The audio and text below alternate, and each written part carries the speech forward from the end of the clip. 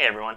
So today is just going to be a quick video exploring the guitar tone of one of my favorite players, Reggie Young. So for folks who don't know, Reggie Young is a pretty famous session musician, and he played on tracks for superstars like Elvis, Waylon Jennings, George Strait, Merle Haggard, and it's actually one of the Merle tunes that I want to explore today.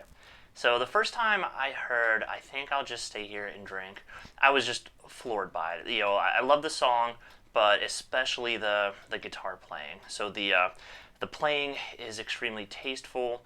The tone is incredible, right?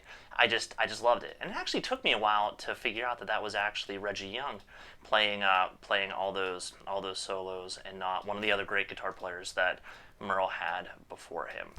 So I thought, you know what? Why don't we try to explore a little bit and see if I can kind of get that tone using stuff that I have here with me today, right?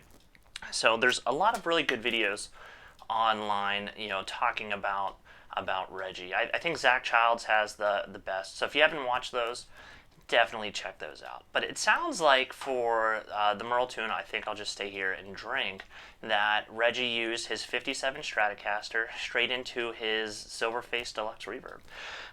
Simple as that.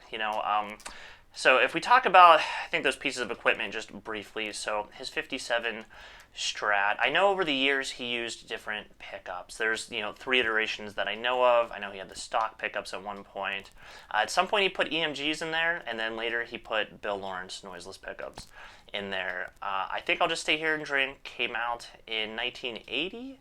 So it was probably recorded, mid-late 79, maybe early 80. I'm not sure exactly when, but I'm not sure what pickups Reggie Young was using at the time. But if anyone knows, feel free to tell me in the comments, because I would love to know.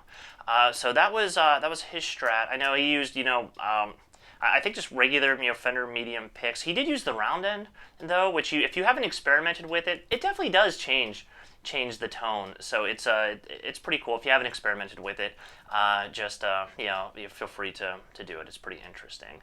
And then his Deluxe Reverb. I know Reggie Young really liked vintage 30 speakers. I know he had them in a lot of stuff. I don't know if that's what he had in the Silverface Deluxe at the time. I'm not sure, but figured I'd just pass on that bit of information. And I know he did like to use a Dynacomp. He used that on a lot of sessions. I think I heard in an interview, maybe one of the Zach interviews, where Reggie said he just went straight into the Deluxe. And I certainly believe him. I don't know. I guess when I listen to it, I hear some type of compression on there, so maybe they added it in post or something like that. It's kind of hard to tell, probably impossible to know at this point. But it's just to my ears. That's what I hear. It sounds like there's some type of compression on there. So to just try and roughly approximate that tone, today I'm going to use some gear that I have. So Reggie used a '57 Strat, and I actually have one of Fender's new American Vintage 2 '57 Stratocasters. I just got this a few weeks ago. It's been awesome. I've been really loving this thing. The quality is great. The feel is great. The tone is great. So I've been really into this. And I don't have a vintage Silverface Deluxe Reverb. I do have a vintage Silverface Twin Reverb, but not a Deluxe. But what I do have is one of Fender's '68 Custom Deluxe Reverb reissues. So I'm just going from this Strat, plug straight into the vintage channel of the Deluxe Reverb, and then recording it into my software. I will say, full disclosure, that I do have a little bit of compression on the on the overall song. I was kind of experimenting with it and listening for just how the tones compared, and there's definitely some bit of compression on there. So I added a little bit. It's actually not much, but it's just enough that it kind of makes it get that sound a little bit more.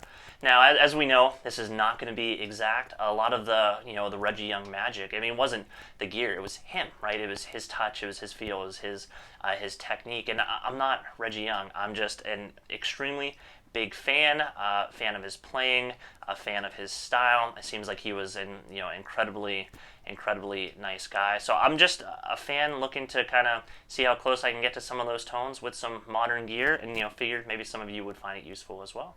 So let's check it out.